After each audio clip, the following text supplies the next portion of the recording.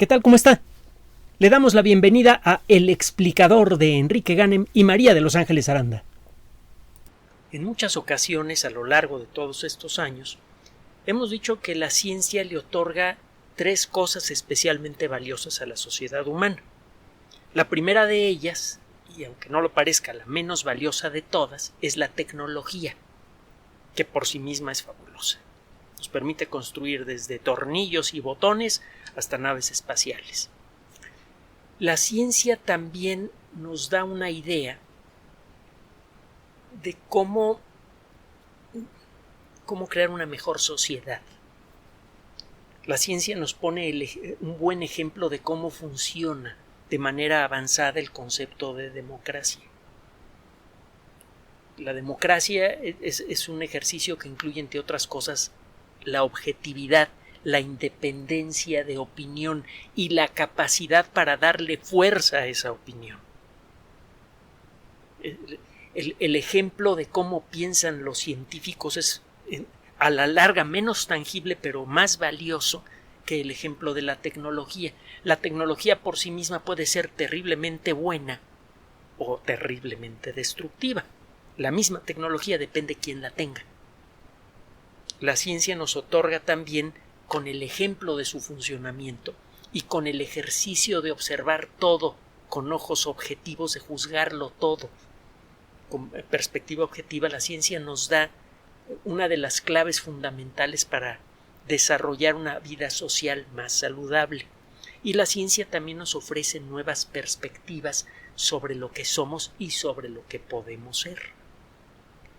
Ese es el tercer gran regalo. Pues bien, nos pusimos a pensar en esto hace unas horas cuando vimos un evento realmente emocionante en los Juegos Olímpicos. En una semifinal de 1500 metros, no eran las finales, semifinales, una atleta, una mujer, Sifrane Hassan, que compite por Holanda, llevaba buen ritmo y una competidora enfrente se cae, ella se cae también a solo 400 metros de la meta. Había transcurrido una buena parte de toda la carrera de 1500 metros. Quedaba como la cuarta parte de la competencia, pues se levantó la mujer, se echó a correr y ganó con mucho. Alcanzó a todas las demás competidoras y las dejó atrás en solo 400 metros. Hoy, por cierto, repitió la hazaña y ganó la medalla de oro. Vaya, casi podría haber cruzado la meta y luego podría haber sacado una banquita a sentarse a leer el periódico para esperar a que llegaran sus competidoras. Es un ejemplo realmente poderoso, no solamente de la capacidad física de esta mujer, sino de los mejores atributos intangibles del deporte, lo que le da en términos de carácter y de entereza a las personas que lo practican correctamente. Al igual que la ciencia, los mejores regalos que le puede hacer el deporte a la colectividad son los intangibles. Entre otras cosas, el ejemplo de cómo enfrentar las peores adversidades. Nos pusimos a pensar entonces sobre los muchos puntos de contacto que existen entre la ciencia y el deporte. Los encuentra por todos lados. Para comenzar, en la historia de la ciencia encuentra usted un montón de científicos deportistas, incluso deportistas olímpicos. No sé si ha oído hablar usted de Harald Bohr. Fue físico, matemático de primer nivel. Fue también jugador de fútbol, deportista olímpico de primera línea. Él empezó a jugar a los 16 años de edad y jugaba, por cierto, con su hermano. El apellido a lo mejor le suena, Harald Bohr. Su hermano era Niels Bohr, era portero y era bueno. Total, fueron elegidos los dos como miembros del equipo nacional de fútbol danés para las Olimpiadas de 1908. Niels Bohr no fue por cuestiones de trabajo, el otro sí. Y total, para hacerle corta la historia, ganaron varios juegos por goleada. Uno de ellos contra Francia fue ganado por el equipo de Bohr, por el equipo danés, 17-1. Le ganaron a Francia. Todavía es un récord olímpico hasta el momento. 17-1. Bueno, la cosa es que, además de ser, fue un gran jugador de fútbol, perteneció a la Sociedad Matemática Danesa y tuvo un pequeño problema durante la presentación de su tesis doctoral. Era tan popular como futbolista que dicen que bastante más de la mitad de la gente que acudió al examen profesional de doctorado de este caballero eran aficionados al fútbol. Y va a encontrar usted un montón de otros casos de científicos que a lo largo de la historia han sido deportistas y los encuentra en la actualidad. Hay un montón de geólogos, de biólogos que practican buceo, que practican surf, alpinismo y ese tipo de cosas. Si usted se va al pasado va a encontrar, le voy a mencionar dos casos muy breves que en otras ocasiones hemos desarrollado con más detalle. Edwin Hubble, el gran astrónomo que descubrió la expansión del universo y por el cual el telescopio espacial Hubble lleva ese nombre, tenía otras monerías poco conocidas. Por ejemplo, fue profesor de español. Nada más un año, pero sus alumnos lo recordaban con verdadero cariño. Parece que fue un gran profesor. Y además, entre otras cosas, llegó a ser un gran atleta en básquetbol, en fútbol, en béisbol. Y en una ocasión, como boxeador aficionado, noqueó al campeón de peso pesado de Alemania. Nada más y nada menos. Y el último que le voy a mencionar es Francis William Aston. En otra ocasión, le digo, hemos platicado con más detalle de la relación entre ciencia y deporte a nivel histórico. El caso es que Ashton le hacía todo: bicicleta, motocicleta. Llegó a construir sus propias motocicletas y llegó a ganar algunos campeonatos. Era muy bueno en el golf, era bueno en tenis, que llegó a ganar algunos torneos abiertos en Inglaterra y en Irlanda. Fue de las primeras personas en aprender surfing en 1909, cuando ni siquiera existía ese nombre. Además, entre otras cosas, tocaba muy bien el piano, el violín y el cello. Participaba regularmente en conciertos en Cambridge. Le encantaba la astronomía, era cazador de eclipses, como un gran amigo de hace muchos años que ahora vive también en Inglaterra, Francisco Diego. Es un tipazo. Y un último detallito: también era bueno en la física, se ganó un premio Nobel. Total, ese es un ejemplo de la relación que hay entre ciencia y deporte, pero es más bien anecdótico. Hay una relación mucho más estrecha, intangible a veces, y más fructífera. Si usted se pone a estudiar con cuidado lo que pasa en las Olimpiadas modernas, va a encontrar a la ciencia por todos lados. Por ejemplo, las características de las pistas en las pruebas de fondo, las características del calzado de los atletas, ayudan en general a mejorar el desempeño personal. No lo modifican, simplemente le permiten al cuerpo del atleta desarrollar mejor su esfuerzo. Esto es diferente al dopaje. En el dopaje usted de manera artificial mejora el desempeño del cuerpo del atleta. Aquí de manera natural, con el desarrollo de nuevos materiales y de un mejor entendimiento del proceso físico que involucra correr, se puede mejorar el rendimiento básico natural del atleta, de todos los atletas. Encuentra usted muchos otros ejemplos. Por ejemplo, hay mejores trajes de baño que reducen la resistencia del agua. Hay materiales flexibles, ligeros y resistentes que permiten construir los nuevos arcos. Estos que tienen poleas se llaman arcos compuestos. Pueden lanzar una flecha a una velocidad de 250 kilómetros por hora aproximadamente. Y por cierto, el diseño de las flechas se basa en los principios aerodinámicos modernos que sirven para fabricar aviones supersónicos y naves espaciales como el taxi espacial. Se usan supercomputadoras en el deporte cada vez más. Recientemente la compañía Intel anunció el desarrollo de toda una iniciativa que involucra, entre otras cosas, crear ambientes virtuales de entrenamiento que le permitan a los atletas mejorar sustancialmente su desempeño con la ayuda de técnicas de inteligencia artificial, de análisis del movimiento de su cuerpo por medio de computadoras avanzadas, etcétera, etcétera, etcétera. Las supercomputadoras también sirven, por ejemplo, para diseñar mejores discos que puedan volar mejor. También para hacer lanchas para canotaje, por ejemplo, que puedan moverse de mejor manera y que les puedan dar un mejor servicio a los esfuerzos naturales de los atletas. La biología tiene un papel muy importante en el deporte moderno. El análisis detallado del funcionamiento del metabolismo, el entender a nivel molecular de manera cada vez mejor cómo funciona el metabolismo, permite generar mediciones para cada atleta. Usted puede, con la ayuda de la biología moderna y sin interferir de manera artificial con el cuerpo del atleta, puede analizar mejor cómo funciona el metabolismo de Pedro, de Juan o de Luisa. Y puede para cada caso diseñar mejores dietas, mejores regímenes de ejercicio, etcétera, etcétera, que le permitan a cada atleta desarrollar su habilidad natural al máximo, realmente al máximo. Se puede hacer todo un sistema de entrenamiento personalizado, algo que no se podía hacer antes con suficiente detalle. Ahora existen parámetros que se pueden medir en la sangre, en la respiración de una persona, etcétera, que permiten evaluar con objetividad cuál es la verdadera capacidad física del atleta. Ahora también hay otras disciplinas científicas que están metidas en esto. La psicología, por ejemplo, tiene un papel fundamental.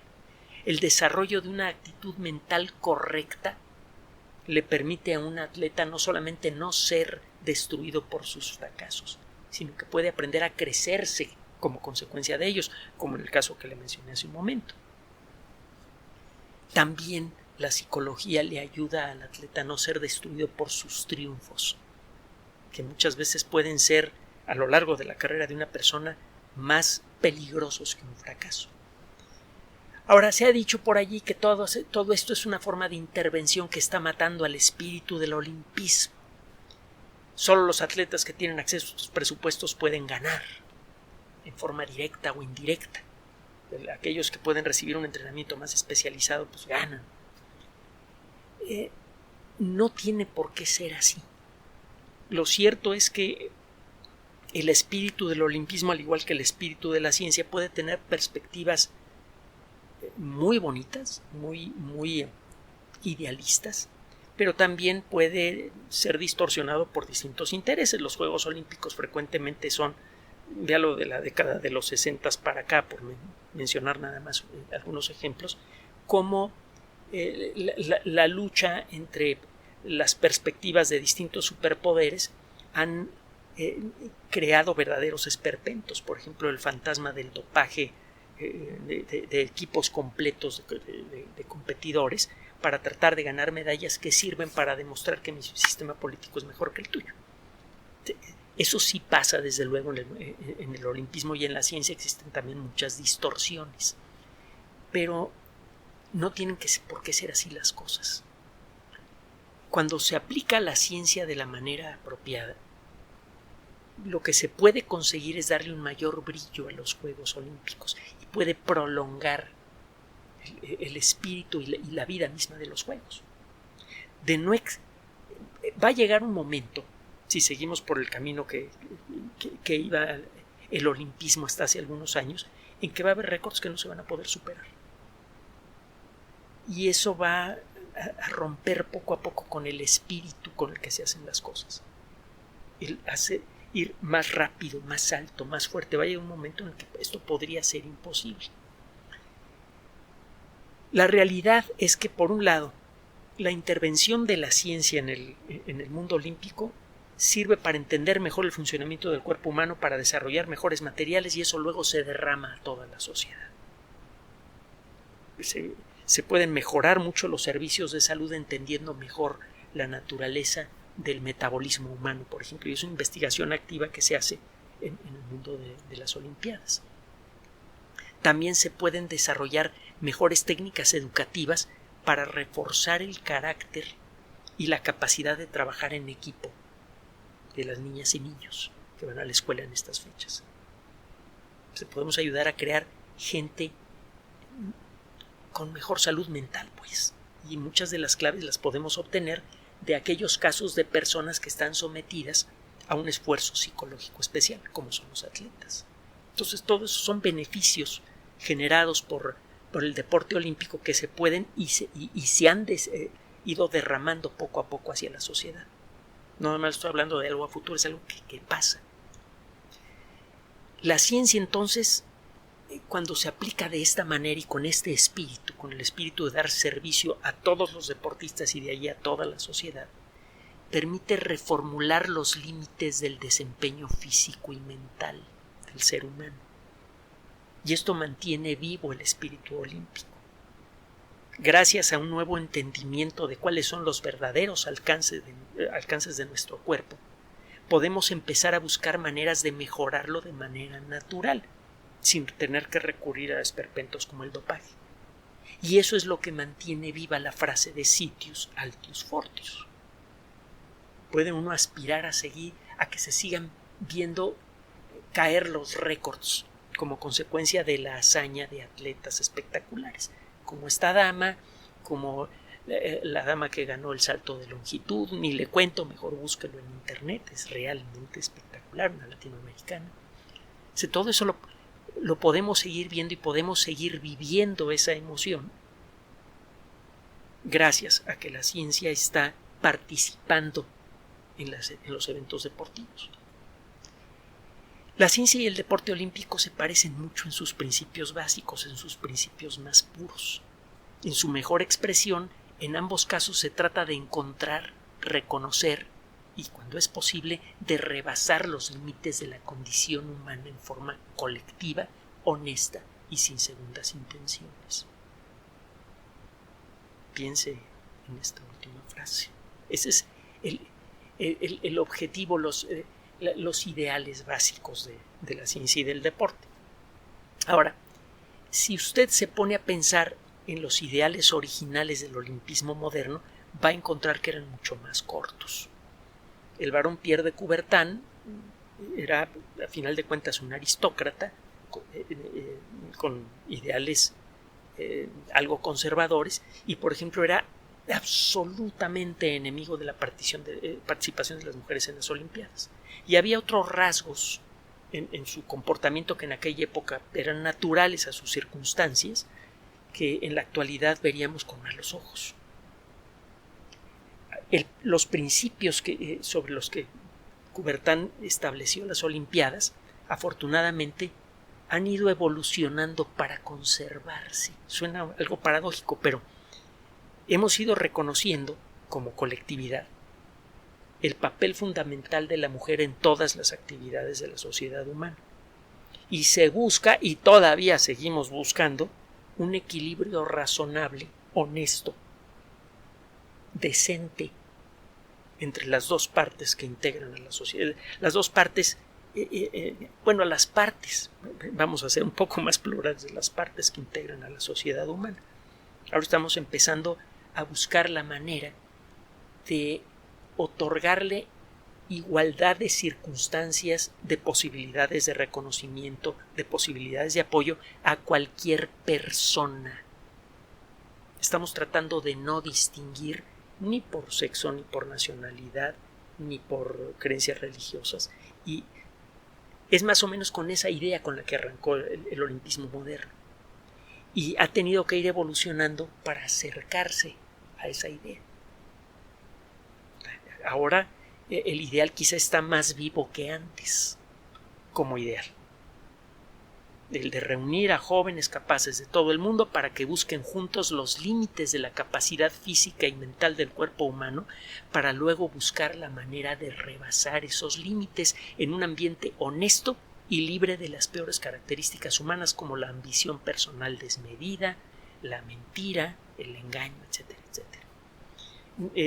Ahora también vimos, y es algo realmente bonito, cómo la primera persona en alegrarse porque alguien había roto una marca era uno de sus adversarios en una carrera de foto. Ni le platico, mejor vea lo que está pasando en las Olimpiadas. Es algo bonito ver que en realidad lo que parece ocurrir en la comunidad de los atletas, o cuando menos de la mayoría de ellos, es una búsqueda por esos límites del desempeño y una alegría cuando uno de esos límites se puede rebasar. Y lo mismo pasa con la ciencia. La ciencia funciona con esos principios. Se busca juntar gente también de todas las nacionalidades en ambientes como el CERN, por ejemplo, para buscar los principios básicos de la naturaleza. También se busca la cooperación desinteresada, libre de racismo, sexismo o cualquier otra forma de discriminación. Ahora, usted a lo mejor está pensando, oye, pues es que usted está viendo el mundo con lentes de color de rosa, las cosas no van por allí. El mundo real es muy diferente. Bueno, sí es cierto.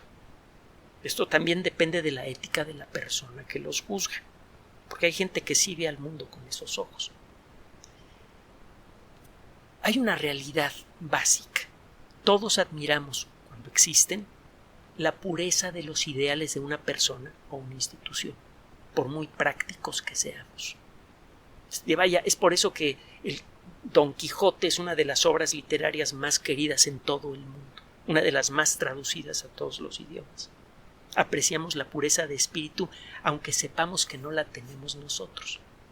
Ahora, todos estos principios tan bonitos que le acabo de presentar sobre la ciencia y el deporte, hay que entender que no son metas por alcanzar. Nunca vamos a llegar a eso, ¿no? Un ideal no es una meta, es una perspectiva que le da dirección ética a los esfuerzos de un individuo o de una colectividad. Es una dirección en la cual se camina, no un lugar al que se quiere llegar. Y en la medida en la que se respetan esos principios, es que un individuo o una colectividad pueden llegar muy lejos.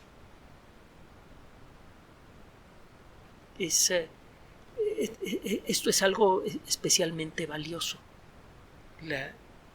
Las mejores actividades humanas, las que involucran nuestra esencia, el arte, la ciencia y el deporte entendido en esta perspectiva, cuando son orientados con principios puros, aunque en la práctica luego ocurran desvíos, que es inevitable en cualquiera de estas actividades, mientras existan esos principios, habrá gente que caminará en la dirección correcta para ir ayudando a crear una sociedad mejor.